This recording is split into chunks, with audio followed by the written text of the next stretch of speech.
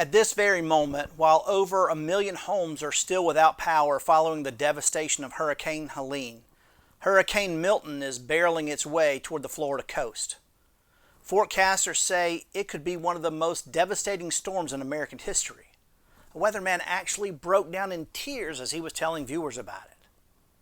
And so, as we brace ourselves to deal with yet another horrible catastrophe, we also prepare ourselves to engage in our favorite post-tragedy pastime, placing blame.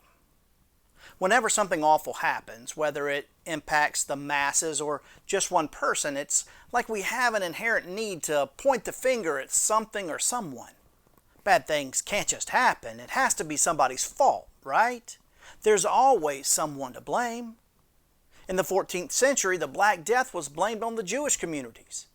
The U.S. influenza outbreak of 1918 was blamed on German immigrants.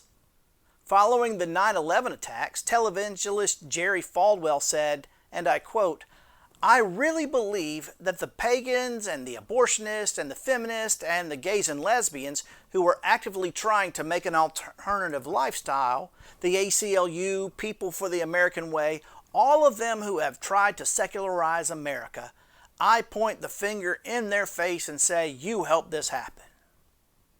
Silly me, I thought it was the terrorist organizations who hijacked planes and flew them into buildings.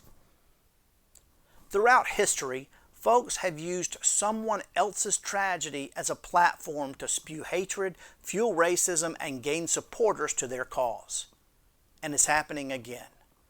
People are suffering. They've lost homes, jobs, possessions, and loved ones. They don't have power, internet, water, or shelter. And in the next few days, even more are probably going to be added to that list. So what are we going to do about it? How do we respond? Well, a quick scroll through social media or flipping between news outlets and you'll find the answer. We blame.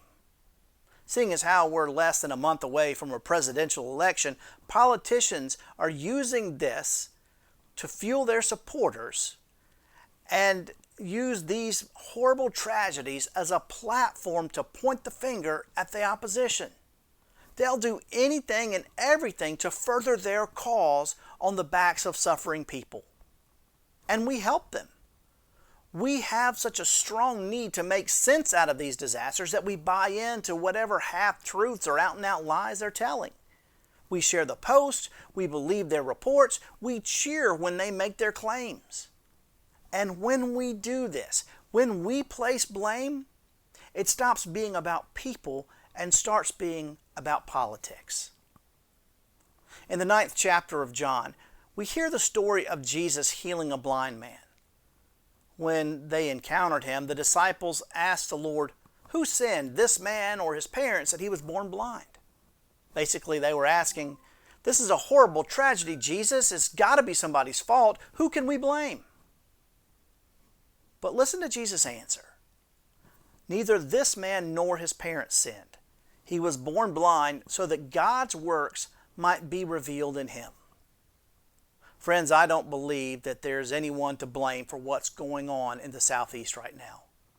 I do believe, however, that this gives us an opportunity to show the world what our faith is all about.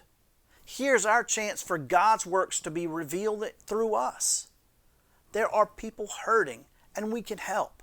We can provide supplies, we can give money, we can share our time, we can offer our prayers. Simply put, we don't need to blame, we just need to get into the game. I'm Pastor Stephen Mims, and that's your Word for Wednesday. May God bless you.